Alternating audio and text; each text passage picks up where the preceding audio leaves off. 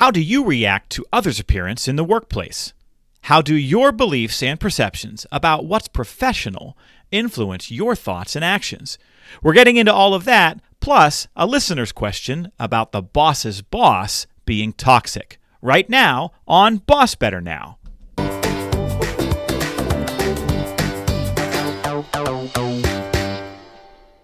You're listening to BossBetter Now. Please welcome speaker, author, and flyer with a preference for the aisle seat, Joe Mull.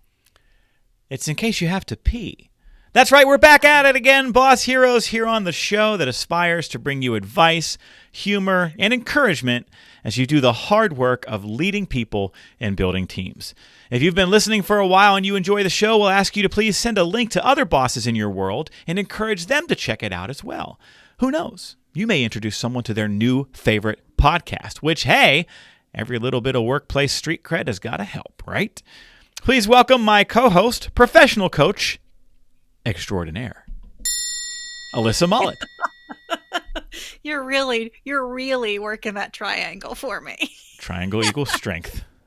That's what I'm going to just keep telling myself. Ding. It's probably not a forever thing. Like, I'm going to, just to keep you on your toes, maybe I'll randomly drop a different shot of sound in there or something. I'll be like, professional coach extraordinaire, Alyssa Mullet.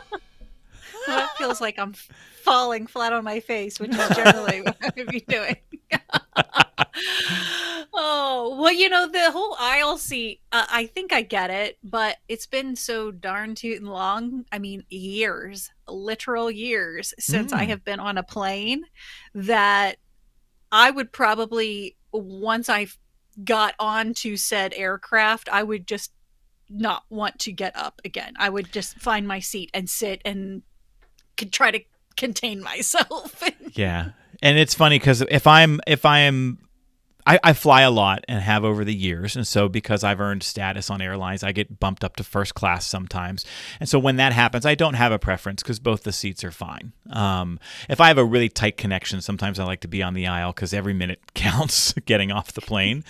But if I'm flying in coach where they shoehorn you in there, I always want the aisle seat because, if it's tight, if there's a bigger person sitting in that middle seat, at least I can lean out into the aisle a little bit and get a little bit of space. Some of the smaller planes, if you're on the window seat, that wall curves up over your head, and it can get a little cozy with a stranger, and that's not always my jam. I'm big on personal space and no touching. Well, see, this brings up the topic that I brought for us to digest today, which is personal space. We're going to flow into looking into this professional mirror, right?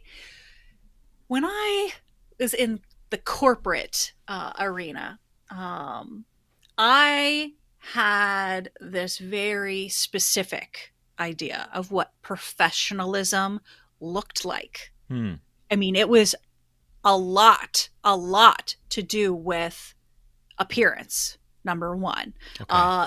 You could be acting professional, quote unquote, but if you didn't look it, to me, that knocked you down a few pegs in my book. And so as an HR person, I was constantly trying to evaluate whether or not my biases on what was professional were impeding my ability to hire and or lead effectively the right people. Right. Because, I remember in the not so unfortunate past, not so distant past, it's unfortunate past, I actually I hired this one woman who I later told, I almost didn't hire you because you didn't wear a jacket to the interview. And I think back on those kinds of things and think to myself, oh my gosh, look at all of the time I wasted. Look at all the talent that I potentially didn't get to work with because I had this very specific image of Mm-hmm. what professional was in my life. And I think that now is the prime time as we're hitting reset, right, on a bunch of stuff for ourselves in the workplace to think about that concept of what is professional and does it fit anymore, right? Right.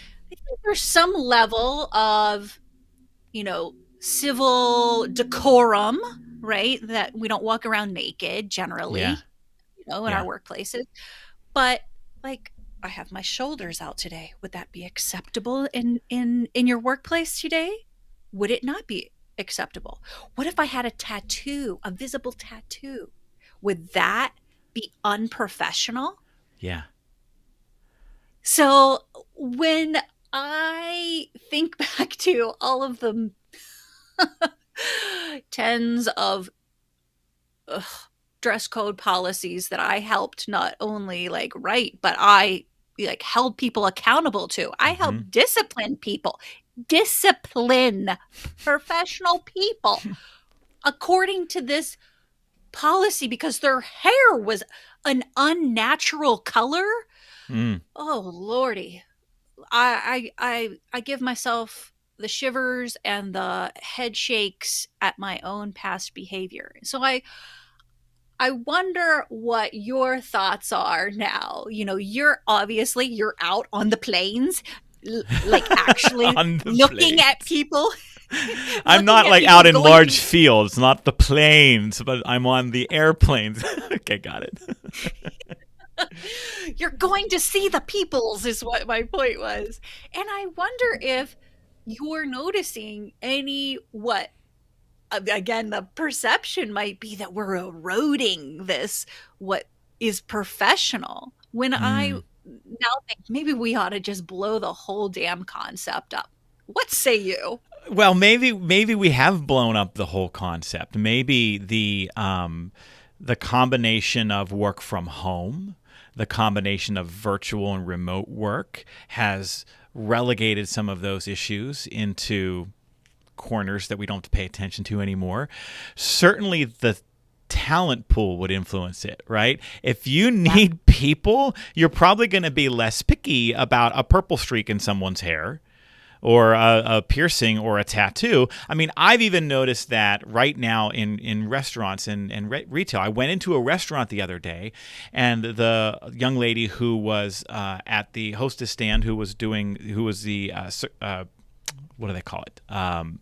The seating, the greeter. That's it. Let's call her the greeter. She would, take you to your table, and The hostess, yeah. the host, hostess is a gendered term, and I want to be careful not to use that, right? You're And right. so, but she had a very pronounced nose piercing, and I mean very pronounced. I mean, I think I could have done pull-ups off of that thing, and I just remember thinking to myself, I wonder if our tolerance for what is permitted or is relative to the talent pool and the availability of people right now. And like, I don't care what she had in her nose. It didn't bother me in the least, but it was hard to miss it, right? That thing got to the restaurant a minute and a half before she did. That's how big it was. But I think that if we are being honest, that there's a correlation there, right? If I am in an industry that's very competitive and people are trying to stand out and get hired, and it's hard to get hired, then the people doing the hiring get to be pickier about some of those things, don't they? Right, wrong, or indifferent. Let's at least acknowledge that that's truth. And you use the word bias, which is absolutely part and parcel of this conversation, because some folks are openly biased to, I want people who look like this, who dress like this, who don't have piercings, who don't have tattoos, who only have short hair. But then there are also more unconscious biases that we know are in place when it comes to hiring decisions, relative to gender, relative to race, relative to age, perceptions around socioeconomic status, perceptions around education. All of these things factor in. So I guess I have a couple of questions for you because you're a convert, right? You just sort of acknowledged that I had some pretty conservative or limited ways of thinking in terms of what was and wasn't professional, that now you can look back on and say, oi, there's a lot going on there that was working against me. And you talked about biases. You said that you were thinking about, am I falling victim to these biases? Were you aware back then that there were biases you had to be careful about, or have you only come to that later and with the opportunity to reflect on how you used to show up? Yeah, it's definitely the latter, in terms of, as I have learned more about myself, about engendered terms, about sexuality and fat phobia and all of the rest of the things. It's only now that I'm able to hopefully consciously start making better or more informed conclusions about my past behaviors. I mean, and to your point about the whole industry specific thing, I worked for the first part of my decade of HR experience. I spent a decade of HR experience in the hospitality industry, specifically hotels, right? And so, I mean, we use terms like, okay, well, are they front of the house or back of the house material? Yeah. And that was a covert term of, they meet the face it's coded factor language. Of, yeah. yes. Of, are they pretty enough to be out front? Are they front of the house material? And I mean, it makes me disgusted, but that's the reality. I have to be disgusted at my former self so that I can do better now, right? Okay. I think the thing that I am trying to go forth now with is, in trying to receive, okay, or perceive other people's judgment, okay, giving judgment, I'm trying to consciously replace that with curiosity. Like, where does that come from, right? Oh, I have this thing of, okay, somebody arrives to a meeting virtually or whatever, disheveled or larger in their body shape than what I had pictured in my head, which is ridiculous, right? That I envision people a certain way. Where is that coming from? What? Get curious about, okay, well, that I have this kind of thought pattern that, maybe it was from the TV I watched, maybe it was from the small town that I grew up in, that if you weren't manually working hard, physically working hard, then you were lazy. Yeah. Therefore, only bigger people were lazy, because if you were working hard, you were thinner, which is completely inaccurate. Right. That's not at all logistically how the human body works. So it's trying to unlearn some of those things, but get curious about myself. The other things that are building upon trying to get that education for myself and those perspectives. I've talked to you before, and I don't know if I've converted you yet or not. Are you on TikTok yet? Because you gotta be on TikTok, man. No, I'm tapped out, Alyssa. I have no space for it in my life, and maybe I'll get there eventually, but no, I'm not on there right now. For all of those folks who are just like, oh, it's a time waster, blah, blah, yes, absolutely it is. Absolutely. But it is also a place where I have learned so much from people who do not look like me, who do not sound like me. And it is not this filtered, Instagrammed social media person that you get. You get the real deal. There's mental health talk.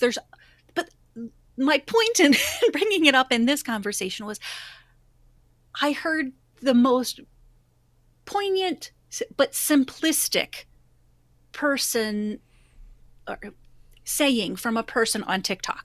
And it went something like this. It's the 5-second rule. I'm calling it the TikTok 5-second rule. If it concerns someone's appearance, hair, clothing, etc., and they can't fix it in 5 seconds, like they got food in their teeth or their shirts tucked into their underwear, something like that, then you don't freaking mention it.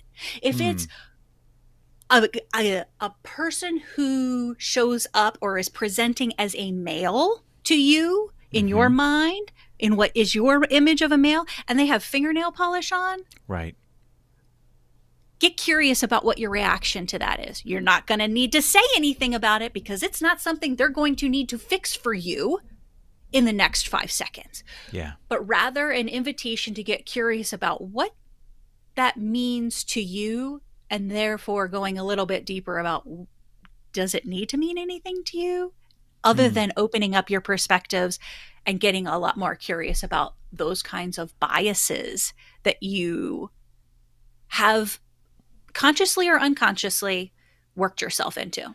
I think social media and I think the internet age has helped us turn this big ship very slowly in a slightly different direction, this big ship that we call society.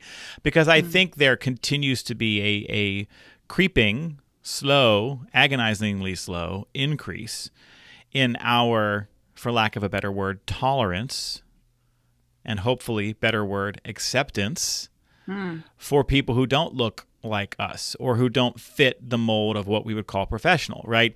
If 1999 Alyssa walked through the door and saw someone working at the front desk of a hotel with a piercing and tattoos, who had streaks of color in their hair, who was wearing an outfit that, oh gosh, heaven forbid, didn't have a jacket, I'd like to think that if 1999 Alyssa had been living in this world for a while, there's a better chance that it wouldn't register as strongly on her radar, because I think we're getting to see more of that in the world. People who express themselves in their own ways.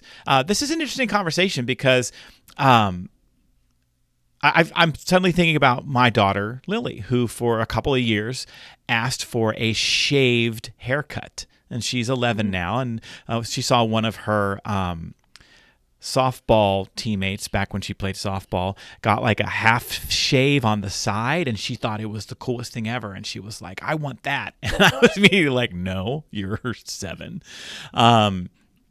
And said no for 2 years, but she kept asking it. And when she got to be around 9, I kind of had this moment where I was like, it is way more important to me, that she love who she is and celebrate who she is and have confidence in it, even if everybody else in the world tells her that's dumb or stupid or doesn't fit. I want her to have so much self-confidence that she's gonna be her, whoever that is, and I need to allow her to bring that out. And so the next time she asked, I was like, yep, and I'm really sorry that you had to fight so hard to get to a yes on that, because so let's go do it. So she's had this kind of shaved undercut under her hair, and not a lot of kids her age have it. She loves it, and I love that she loves it. And so I'd like to think that we all go on our own journeys with that stuff. I think what's even more important right now is that organizations are committed to having the kinds of conversations and training and ultimately policies that prevent the kinds of unconscious biases in hiring and selection decisions that do a lot of harm. And so I'm going to ask you that question next in a minute, Alyssa. What are the steps we can take to create standards that are culturally competent, to ensure that we don't allow these unconscious biases to influence our hiring decisions and our performance management decisions? And before I turn it over to you with that, I wanted to bring up something that I read about a couple of years ago that very much applies here, that I thought was fascinating. And that is that the changes that professional symphonies have made to how they audition. I don't know if you've ever heard about this. There's a lot of bias that goes into selecting professional musicians to work for professional symphonies. And as this was being studied and understood, we were seeing a lot of skewed decision-making. And so a number of years ago, Symphony started testing a blind audition process where the people evaluating performances could only hear but could not see the player. They would literally set up a black curtain on stage. You could not know the name of the person playing because you could get a bias from a name. You could not know the gender. You could not know the age. You could only evaluate their playing, the sound that they produced from behind the curtain. And there was a pretty startling response to a pretty startling result that came of that, which was that suddenly more women, more people of different ages and different backgrounds were being selected for roles that were traditionally not accessible to them because of the skewed biases that were operating in the minds of the people evaluating it based on gender, based on age, based on race, etc. There are a lot of lessons in that for the rest of us. So with that, how do we fix this? And then we're going to talk about what do you say when you need to address someone's appearance? Yeah. So I think for me, nothing short of, if you have a dress code policy in the workplace, you got to blow that damn thing up. Truly, as an HR person, as a leader, you need to be going through, because professional isn't a state of your body. It isn't a state of your appearance. It is a state of mind. Certainly, for some people, what you wear, the jacket, the power suit, whatever, makes them get into that state of mind or helps them to achieve that state of mind for themselves. But that is not everyone. That's not what makes everyone their best possible self in the workplace. So for me, it's like going back to square one. Is it a matter of safety? Okay. Can I not have my arms out because I might get an armpit hair in the food? Like, okay, that's a safety thing. Thanks for that, by the way. Yum. Hope nobody's listening over their lunch. But, these things, like we see it in the schools, right? Where the girls, the schools that had these dress code policies where the girls were not allowed to wear tank tops because that was, quote, distracting for the boys. These kinds of sexualizing of dress codes, whether, it's male, female, whatever, engendering it, period, it's got to go. To me, nothing short of blowing it all the heck away and starting from what is the bare minimum that we need to, how we need to appear in order to be safe and healthy in the workplace. That is it. And even healthy is a broad term and that has plenty of encumbered biases in that term. So maybe just safety, period. Bing. That's it. Because we have folks out there right now, we have bosses listening to this right now who are being asked to enforce dress codes that create issues around diversity, equity, and inclusion in the workplace. Yep.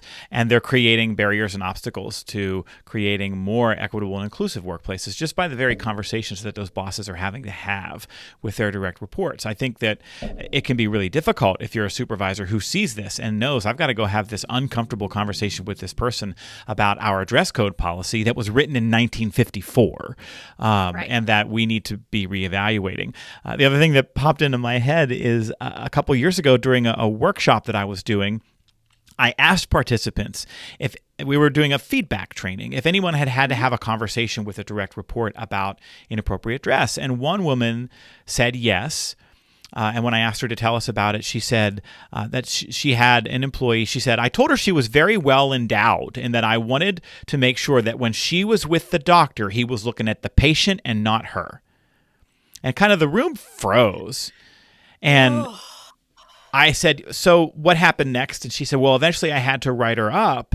And we ended up having this interesting conversation where I told her, I said, do you recognize that you implied that the doctor can't control himself?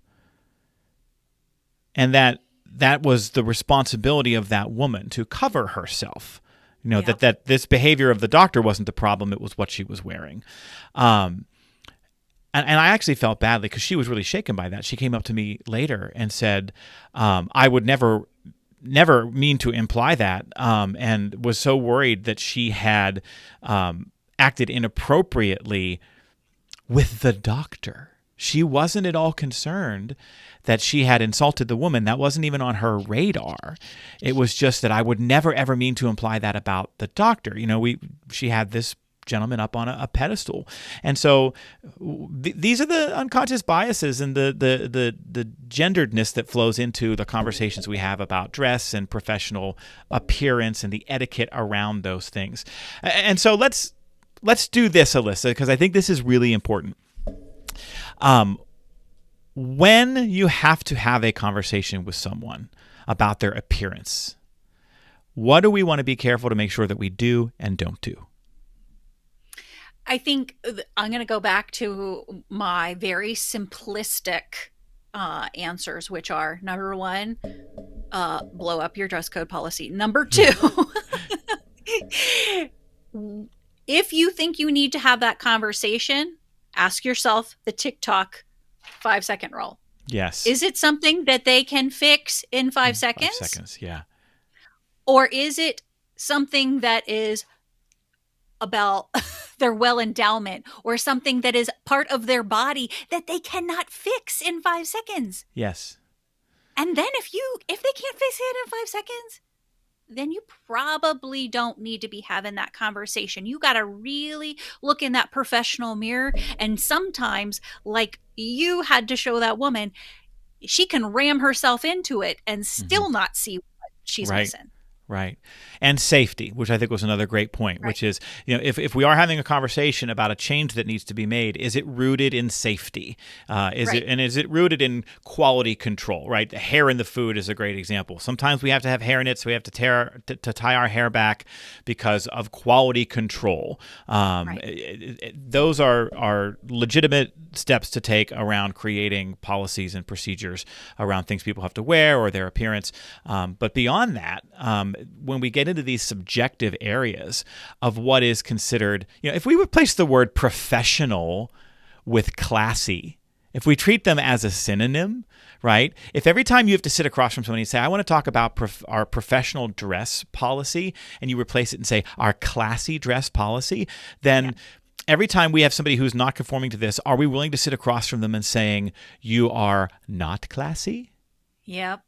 That your appearance is second classy, right? And so anything that you commit to policy, boy, it better really be important, and you better be willing to potentially sacrifice talent, and in some cases, you may be creating a workplace that isn't equitable by writing that down on that paper. So we gotta really evaluate whether those things belong. Look in that mirror. Well, this is something I'd love to hear from our listeners about. Where are you on the idea of professional dress and appearance? What do you say to address appearance? How do you navigate a time and a place where we need to be aware of these unconscious biases and more culturally competent, where we need to be aware of ageism and sexism and all of the forces at work that allow people to be who they are? How are you navigating that? We'd love to hear from you. Email the show at bossbetternow@gmail.com, or if you're watching a video online, you can drop a comment in the box below. Thanks for bringing that topic to us, Alyssa. That was a neat conversation. Neat? Oh, I can do better than that. That was a complex, rich conversation that we certainly didn't capture the full scope of, and that I'm certain we might revisit. Thank you. My pleasure. Well, that music, which doesn't fit what we just talked about at all, is your cue for everybody's favorite segment, the Camaraderie Question of the Week. Bosses build camaraderie on teams by making it easier for people to find things in common with each other. That's why here on the Boss Better Now podcast, we bring you a question on every episode that you can use at meetings to facilitate connection and build camaraderie. When we help people find things in common with each other at work that don't have anything to do with work, our teams perform at higher levels. It's science. So here's our question. Alyssa, what is the best compliment you've ever received and why? Oh my gosh. Well, I suffer from recency, but We all do. It's science. I mean, I've been the recipient of lots of nice professional kudos and all of that thing. There's that term again, professional. But the Classy. the things that really like mean something to me in my heart. I have had several clients in my coaching clients, that is, who, after going through my living priority life process and truly articulating their values and their authentic selves, have come back to me, and either through saying, "Oh, this was what happened today," or blah blah blah. Sometime in the after they're done with coaching and saying, and then I got the biggest gift that I've ever gotten in my life, which was for them to say, and then I remembered who I was and how I operate at my most authentic self, and you taught me that. Ooh. So being able to hear people, not that what I would say, not what I would do, but rather I helped them know what they wanted to do, what they knew they needed to do to be their most authentic self. That is like the highest level of compliment that I think I will ever be the recipient of. Well, then I've got one more perfect sound effect when we talk about Alyssa Mullet, professional coach extraordinaire. Drop that little applause sound effect. That's amazing. I've been on the receiving end of some of those. I get like, what would Joe do? Our staff talks a lot about, we see your training and your program and whatnot, and we always say, what would Joe say or what would Joe do? And so I've been on the other side of that. That's pretty great. But the fact that they're saying, what would I do, because you've worked them through that internal process, that's even more powerful. Yeah. Well, what about you? I mean, I get to be like in the periphery of sometimes watching people, in real time digest your content, your wisdom, your knowledge that you're imparting upon them, and then they get to like give that compliments back to you, and I get to just bask in it. But tell me what's most meaningful for you. It's funny. I found this question. It's in a podcast interview set of questions, and I thought, oh, that's a really neat question. I want to use that as a camaraderie question of the week. But I didn't immediately have my answer, and a few minutes later, it popped back into my head. So there's a little backstory here.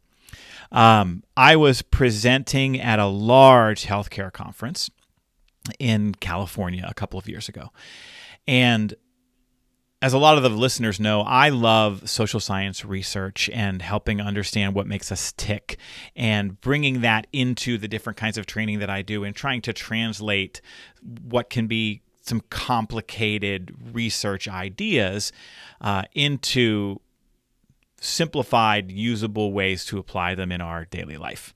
And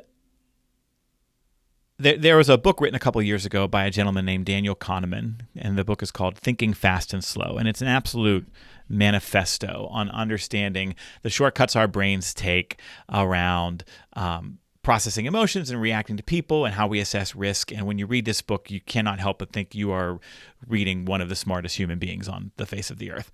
And so I've consumed a lot of Mr. Kahneman's material over the years. He also spent a lot of years working with another researcher named Amos Tversky. And so Daniel and Amos were kind of research partners forever. Michael Lewis wrote an incredible book called The Undoing Project about these two gentlemen, by the way. If you're looking for a great read, it's not like a science-y read. It's a really compelling story about these two, their friendship and their work and all of the odds that they overcame to really create the field of behavioral economics. So check that out if you're looking for a really good book to read. Anyway, So I use a lot of their research in some of my training. I was doing this program in California, and at the end of the program, there were a couple people waiting in line to chat with me, and the very last person in line was a woman in her 40s, and she came up to me, and she said, "You're not going to believe this." She said, "But I know that the theories you shared with us today are based on the research of Daniel Kahneman and Amos Tversky." And I went, "Yes. How did you know that?" And she said, "I used to be a graduate assistant researcher for Amos." She said, "I worked with him for a couple of years, and I wanted to stand here and tell you, Joe, that I have never seen anyone take these complicated theories of social science research and explain them in such a way that was usable to an audience, and to do it so smoothly and quickly. I just had to tell you that."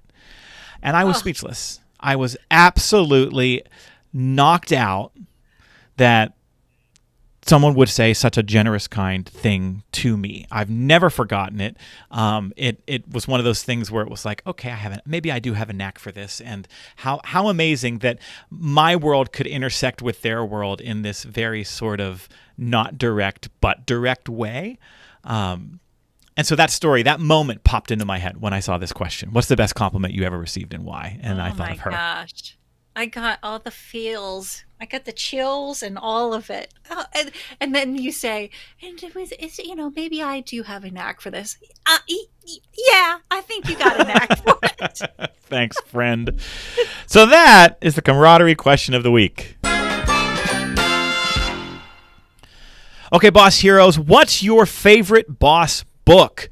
What book do you passionately encourage other leaders to pick up and read from start to finish? We really want you to tell us about it. And if you do, you can get some sweet Boss Hero swag. So here's what you do. Record a short clip using the voice recorder on your smartphone where you tell us your name, your favorite book, who wrote it, and why you like it. Keep that clip under 60 seconds and email it to us at bossbetternow@gmail.com along with your mailing address. And if we play it on a future show, we're going to send you some fabulous podcast merch. Merch is like what the kids say when they talk about merchandise. It's the slang, the hip slang. It's the slang. All right, Alyssa, we're going to wrap up today with a question that I got from a listener. And it turns out that the question that was asked, and this person asked that I don't even say her name. So I'm not even going to say a name. She just said, "Can you ask this question anonymously," from a fan of the show. And I think you'll understand why in just a moment. But this question is also one of the questions I get asked the most after keynotes. Probably every third keynote, somebody waits in line to ask me this question, which is this. What if the toxic person, what if the weed in my garden that needs to be pulled is my boss? I'm a manager. I'm a supervisor. I'm standing between my team and this abrasive person or this toxic person. The problems flow from the boss's boss. Then what do you do? And so I wanted us to chat about this for just a few minutes as we wrap up this week's episode. Where do you want to start when the boss's boss is the problem? I'm trying to regulate myself from going back into regressed mental behavior because it brings up so much of my past. I totally feel this with every fiber of my being. And I don't know if I have an answer, because what worked for me is not necessarily what would work for others. Number one, I think knowing your boundaries, knowing who you are, right? And recognizing, allowing yourself to acknowledge how much that other person affects you. Mm-hmm. You can do all of the good work. You can be the best filter of all of that nonsense toxicity up here and not let it get to your team, but it's going somewhere. Mm-hmm. And most likely you're absorbing it in one way or another. And the ability to be self-aware enough to know when you have reached your limit and what you can do about it. For me, I had to leave the workplace. Yeah. I had to leave that workplace because there wasn't a way that I could talk up the chain about it. No, it was not going to change. Mm-hmm. And that doesn't mean I didn't try in one form or fashion or another. But there was a point where I reached that it was not going to be worth any more of my own mental health to continue to fight that battle. Yeah. The other thing that I can say, so building self-awareness for yourself about that. The second thing is start surrounding yourself with peers on your level of the professional atmosphere that you're in, that are not in that direct report scheme, so that you can understand more and get another perspective. Is this isolated within my area of the organization, or is this a pervasive kind of cultural thing with the layer up above me in the hierarchy? Mm-hmm. Right. Your answer and the nuances of it very much align with some of how I have answered this question these last few years. And so I'm going to tell you and our Boss Hero listeners how I answer this question when somebody comes up to me after a keynote. And that's kind of why I put it at the end of a show, because this is a topic certainly that we could get into for 35, 45, 50 minutes. But let's just take 5 or 10, because sometimes we need to be able to answer this question succinctly and be crystal clear about what our options are. I also want to say that my answer to this question has been heavily shaped by what I have learned from a friend and colleague, a woman named Bonnie Artman Fox, who specializes in abrasive leadership and teaching about it, speaking about it, writing about it. She's a licensed marriage and family therapist, and we'll link to Bonnie's site and her online presence in the transcript for the show here, because certainly it's worth checking out more of what she has written about. But here's what I've learned from her, and here's ultimately what I say when I get asked this question. The first thing I tell people is, know without a doubt that it is not your job or responsibility to fix an abrasive boss. That's the company's obligation. That needs to come from top down. You can't fix that. It's not your responsibility. Your ability to influence another person's behavior in this way, extremely limited.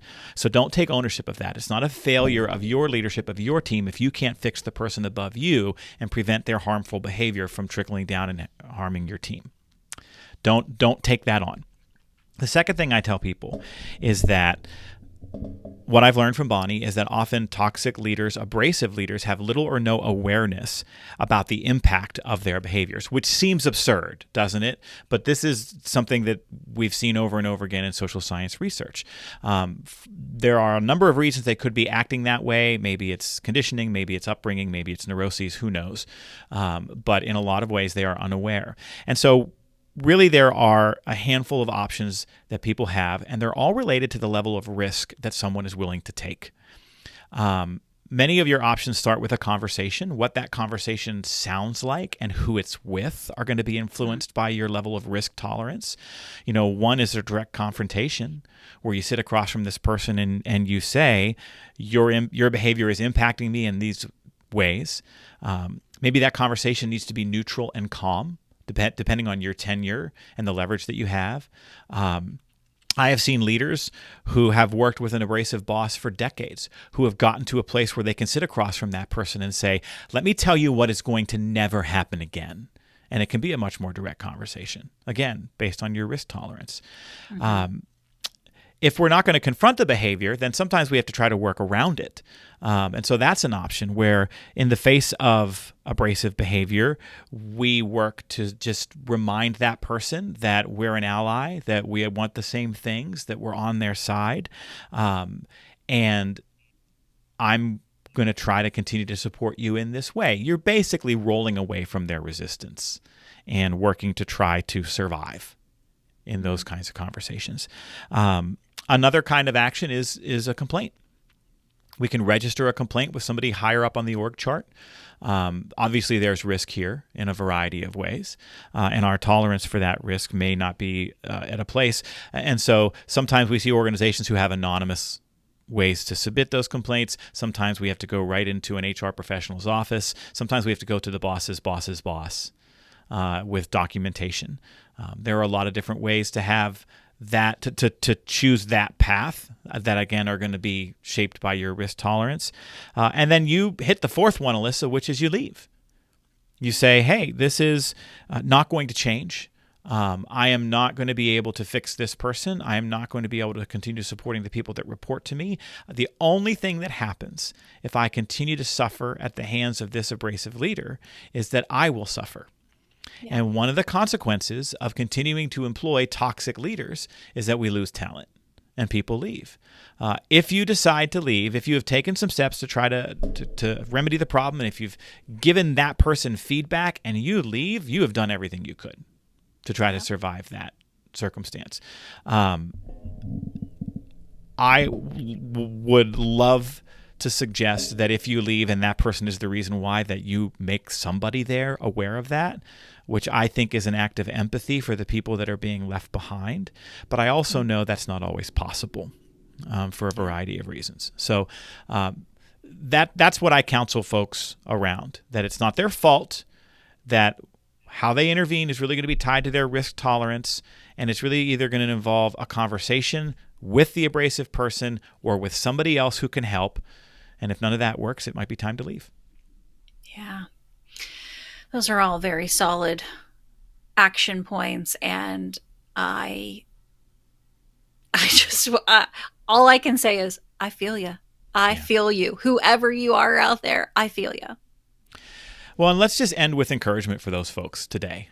We know there are folks listening right now who are in situations where they are suffering at the hands of an abrasive leader. And maybe you've resigned yourself to it. Maybe you feel like that you can't escape. That's not true.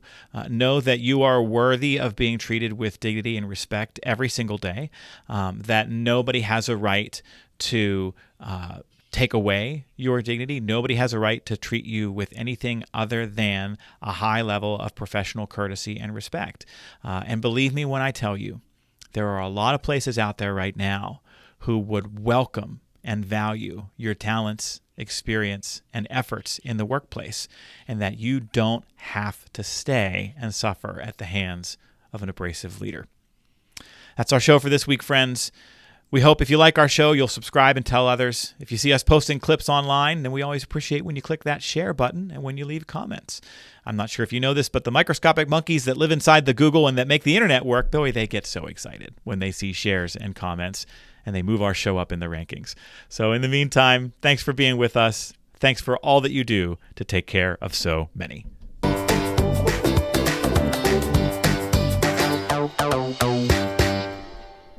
This show is sponsored by Joe Mull and Associates. Remember, commitment comes from better bosses. Visit joemull.com today.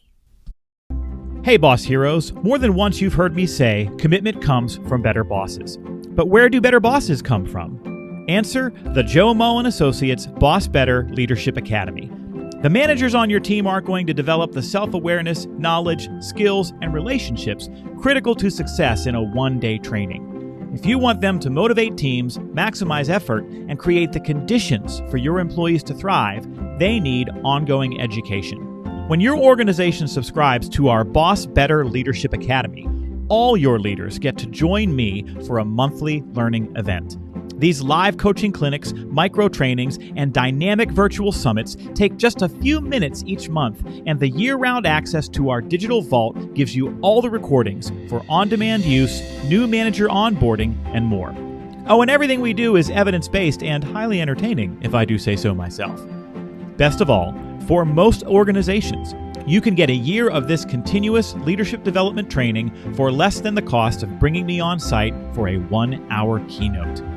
If you want managers to lead well, they need to work on it year-round. It's like going to the gym.